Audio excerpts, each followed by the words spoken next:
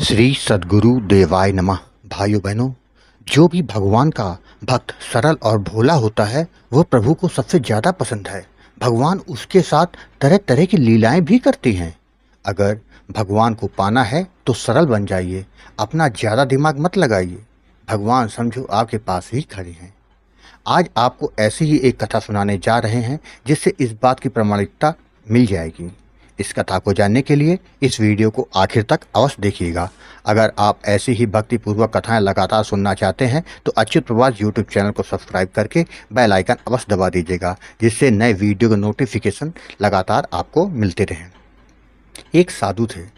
उनका ना कोई आश्रम था, ना धर्मशाला, ना कोई ठिकाना। जहाँ रात होती वहीं ठहर जाते और भिक्षा से जो भी मिलता वो भगवान को भोग लगाते और वही प्रसाद वो खुद भी पा लेते थे। पर वृंदावन की गलियों में घूमा करते थे। वह काफ़ी सरल स्वभाव के भी थे। वह हमेशा अपनी मस्ती में ही रहते थे, किसी से भी बहुत कम बात किया करते थे। वहीं वृंदावन की दो गोपियां प्रातः दही मक्खन गागर में भरकर ले जाती, बेचती और गृहस्थी में अपनी मगन रहती। उनको भगवान के बारे में ज़्यादा ज्ञान नहीं था। इन्होंने कभी भगवान के दर्शन भी नहीं किए, ना कभी मंदिर गईं और ना ही उसके लिए इनको कभी कोई प्रेरणा मिली। उन दोनों गोपियों ने यह सुन रखा था कि साधु संतों के पास झोली में भगवान रहते हैं।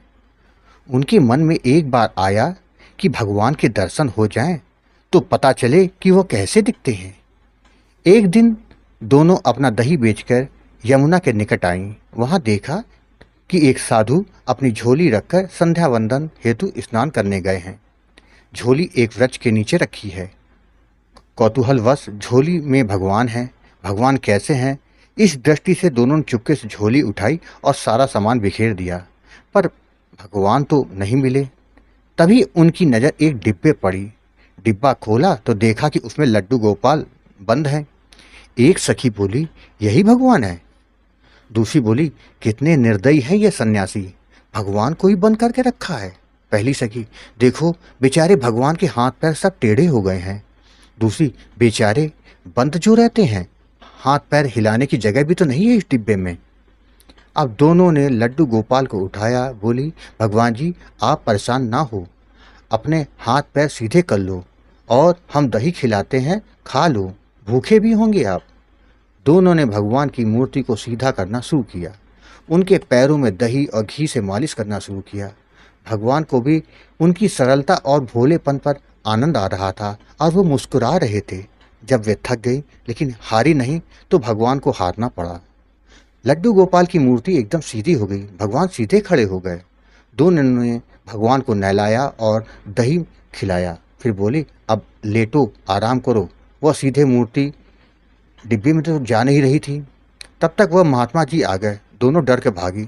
महात्मा जी ने देखा कि उनकी पोटली खुली है, उनकी पोटली गायब है। वो परेशान होकर इधर उधर ढूंढने लगे तो देखा कि पोटली एक तरफ पड़ी हुई है और उन्होंने देखा कि दोनों सखियों भागी चली जा रही हैं।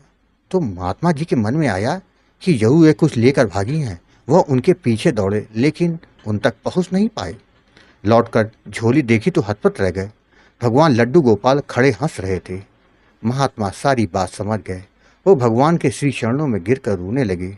वह महात्मा जी समझ गए कि वह दोनों सरल हृदय की हैं। तभी लड्डू गोपाल सीधे खड़े हो गए और उनको दर्शन दिए। वह खोजते हुए इन गोपियों के घर गए, उनके भी चरण पकड़कर रोने लगे। धन्य हो तुम दोनों, आज तुम्हारे कारण भगवान के दर्शन हो गए। जीवन भर संग लिए घूमता रहा पर सरल हृदय नहीं बना पाया और तुम लोगों के सरल स्वभाव के कारण आज भगवान की लीला भी देखने को मिल सकी। भगवान को पाना है तो भावपूर्ण सरल स्वभाव होने की ज़रूरत है, उसमें दिखावे की कोई ज़रूरत नहीं। भगवान आपको अवश्य मिलेंगे।